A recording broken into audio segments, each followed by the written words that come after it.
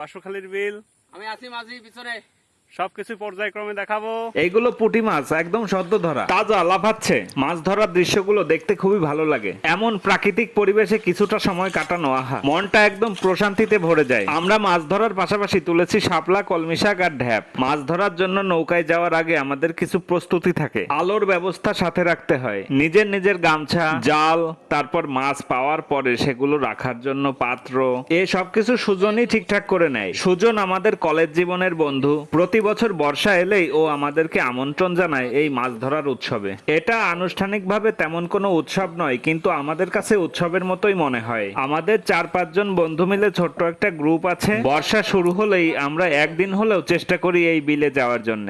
যদিও সবাই একই সাথে সময় সুযোগ করা সম্ভব হয় না, কারণ কর্মজীবনে সবাই ব্যস্ত, সবারই পরিবার আছে, সন্তান আছে। তার মধ্য থেকে আমরা দিনক্ষণ মিলিয়ে দেখার চেষ্টা করি যে কবে পারবো যেতে। এই নৌকাটার সাথে আমাদের অনেক স্মৃতি জড়িয়ে আছে। এই যে সুজন যাচ্ছে জাল পাততে, মাছ ধরা পড়লে পরে আমরা আবার আসবো মাছ তুলতে।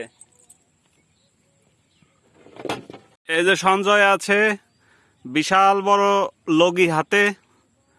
এই লগির এখানে কি বলে সুজন? চোর, চোর বলে, চোর। আচ্ছা, কি সুন্দর ফুল ফুটে আছে, কচুরি ফুল। অমায়িক দৃশ্য, দৃষ্টিনন্দন দৃশ্য। জালপাতা এগিয়ে চলছে, সূর্য অস্ত যাবে কিছুক্ষণ পরে।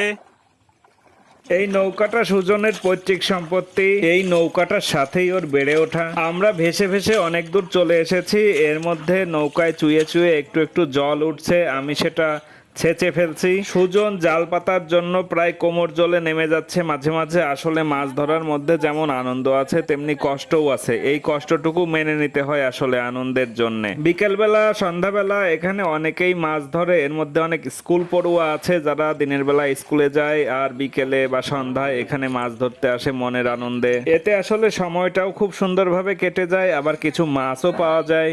তাছাড়া এখানে প্রকৃতি অকৃপণভাবে মেলে ধরেছে নিজেকে। নৌকায় ঘোরাঘুরি করতে করতে এখান থেকে তোলা যায় কলমি শাক, শাপলা, ঢ্যাপ ইত্যাদি। প্রকৃতির এসব খাবার একদমই তুলনাবিহীন। এতে নেই কোনো সার বা কীটনাশক, কোনো রকম রাসায়নিক উপাদান এতে নেই। সন্ধ্যা হয়ে আসছে, পাখিরা ফিরে চলেছে নিজ নিজ নিড়ে। আসলে এখনকার দিনে বেশিরভাগ মানুষই যান্ত্রিক জীবনে বন্দী হয়ে পড়েছে। শহর কিংবা গ্রাম সবখানেই একই চিত্র। সবাই শুধু ছুটছে, কারো হাতেই সময় নেই। শুধু ভিন্ন এক চিত্র দেখতে পাই এই বিলে আসার পরে। মনে হয় যেন 1000 বছর আগের কোনো এক সময়ে রয়েছি। এখানে প্রকৃতি যেন সেই আগের মতোই রয়ে গেছে। মাথার উপরে উন্মুক্ত আকাশ আর নিচে উদার জলরাশি। আশেপাশের গ্রামগুলোতে যারা বাস করেন তাদের কাছে এমন দৃশ্য অবশ্য স্বাভাবিক। তারা খুব সহজেই শাপলা তোলেন, কলমি তোলেন, কিন্তু আমাদের কাছে এটা অনেক আনন্দের একটা বিষয়। এই একটা দিনের স্মৃতি আমরা সারা বছর রোমন্থন করি। এই যে জাল থেকে মাছ তোলা শুরু হয়ে গেছে, এটা হচ্ছে প্রথম পাওয়া মাছ। জাল থেকে মাছগুলো ছাড়াতে আসলে অনেকটা সময় লেগে যায়। এখানে গায়ের নারীরা, মেয়েরা খুব সহজেই আনন্দের সাথে এমন মাছ ধরার কাজে যুক্ত থাকেন। এই কাজ তাদের কাছে খুব সহজ আর সাবলীল।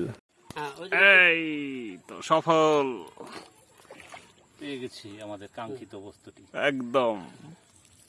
ও কাকা, এই ডাক্তারের পুকুর কি উড়াই? জলের কলমিগুলো একটু আলাদা ধরনের হয়, বেশ লম্বা হয়। আমার হাতে এগুলো হচ্ছে ঢ্যাপ, এগুলো থেকে খই করা যায়। বর্ষার জলে পুঁটি মাছগুলো কি সুন্দর হয়েছে। আসলে মানুষ যদি প্রকৃতির কোনো ক্ষতি না করে জীবন ধারণ করতে পারে, তাহলে প্রকৃতিও মানুষকে অনেক কিছু দিতে প্রস্তুত থাকে। পৃথিবীর মানুষের উচিত এখন থেকেই সচেতন হওয়া এবং আগামী যেসব প্রজন্ম আসবে সবারই এ বিষয়ে নমনীয় হওয়া উচিত। এই যে অফুরন্ত কচুরিপানার ফুল ফুটে আছে, এগুলোও কিন্তু খাওয়া যায়। এগুলো ভেজে পকোড়া করে খাওয়া যায়। যা হোক, দেখতে দেখতে সন্ধ্যা ঘনিয়ে এলো এবং আধারে ঢেকে গেল চারদিক। তখন আর দৃশ্য ধারণ করতে পারলাম না। আমাদের বন্ধু সুজন মাছগুলো তোলার চেষ্টা করছিল, কিন্তু জালের সাথে মাছগুলো এমনভাবে এঁটে রয়েছে আমরা চেষ্টা করেও ছাড়াতে পারিনি। কিন্তু সুজনের অভিজ্ঞ হাত এগুলো সহজেই খুলে ফেলছিল জাল থেকে। আর আমরা লাইট মেরে ওকে একটু সাহায্য করার চেষ্টা করছিলাম। এই যাত্রায় যারা আমাদের সাথে ছিলেন সবাইকে অনেক ধন্যবাদ। সাবস্ক্রাইব করে আমাদের চ্যানেলটিকে এগিয়ে যেতে সাহায্য করবেন।